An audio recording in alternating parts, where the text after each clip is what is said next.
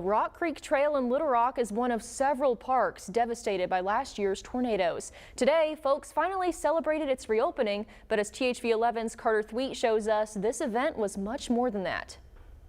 Well, that's right, Brooke. Nearly 100 people showed up, not just to celebrate, but to work. As soon as the trail reopened, volunteers were out cleaning it up and making sure it was ready to welcome hikers, runners, and nature lovers alike. I was sitting at home that afternoon when the tornado literally touched down about 3/4 of a mile from my house and ran a path through the heart of our city. One of the areas affected, the Rock Creek Trail, which sits directly behind this strip mall on Bowman Road.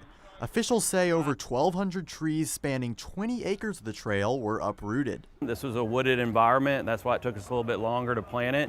They weren't able to get their trucks into the creek and into the park, so they had to use other equipment to get the tree debris out and haul it out. Little Rock Parks Director Leland Couch says that work is now finished. That news cheered by nearly 100 people in attendance who then picked up their tools and their trash bags and got to work. I was hoping there was some way I could get involved. I know how to pick up trash. And that was just one of the jobs volunteers could take.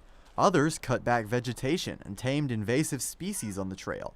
And these volunteers were of all ages. Just ask Angela Koterbash. I actually went here the day after the tornado to try and clear up some of the logs and stuff, and we could not get very far because it was almost inaccessible. It was crazy, but it looks a lot better now.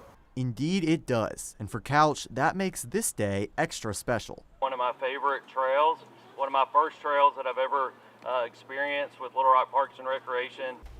Couch says there's other parks and trails that need similar treatment. And so if you're interested in volunteering, all the info to help you do that will be on our website, thv11.com.